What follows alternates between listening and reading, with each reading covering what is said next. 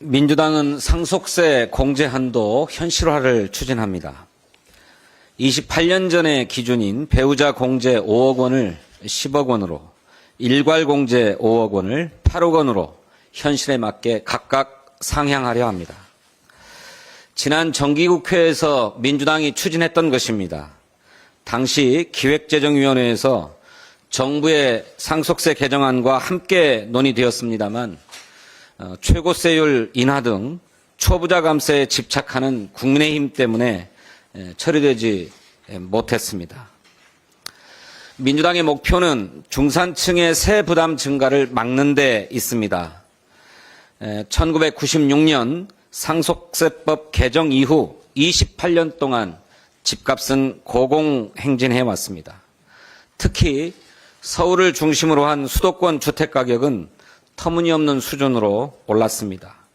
이 때문에 집 한 채 갖고 있는 중산층의 상속세 부담도 급증했습니다. 상속세를 내기 위해서 살던 집을 처분해야 하는 일까지 발생하고 있습니다. 중산층과 노년층의 주거 안정을 위해서라도 상속세의 공제 한도 확대가 필요합니다.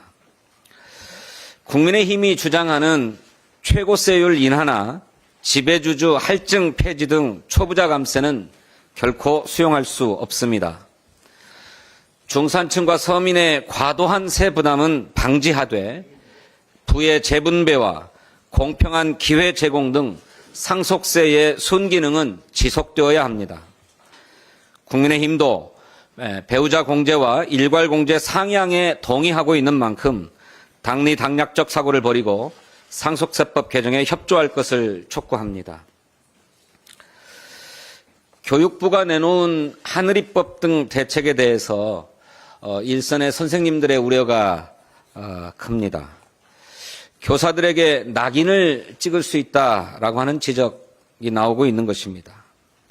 그렇게 해서는 교사들이 치료를 회피하거나 상태를 은폐할 가능성만 더 높일 것이라는 것입니다. 교사들의 인권을 무시하게 되면 상황은 더 악화될 수 있고 더 나아가서는 학교 안전에도 큰 위험을 초래할 수 있다는 우려가 나오고 있는 것입니다. 하늘이법은 유가족의 바람처럼 다시는 이런 일이 재발하지 않아야 한다는 데서부터 출발해야 합니다. 교사는 학생과 가장 가까이에 있는 존재로서 학생들의 안전을 책임지는 중요한 역할을 하고 있습니다. 따라서 교사의 인권과 자율성 역시 존중하는 방식으로 지원되어야 합니다.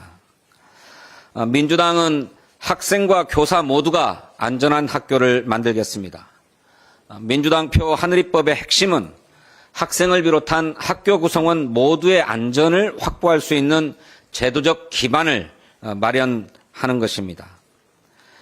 교육위원회에서 관련 법안을 심사할 때 졸속 입법이 되지 않도록 학생과 학부모, 교사, 교직원 등 학교 구성원 모두의 의견을 충분히 듣고 반영하는 데 주안점을 두겠습니다. 민주당 교육특별위원회가 학교 구성원들과의 입법 간담회를 가질 예정입니다.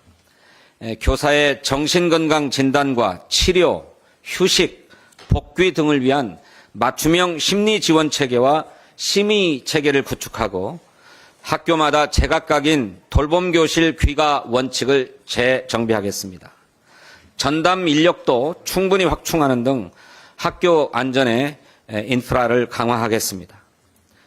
모든 구성원이 안전한 학교 환경, 모든 부모가 내 아이를 믿고 맡길 수 있는 학교를 만들기 위해 민주당은 최선을 다하겠습니다. 감사합니다.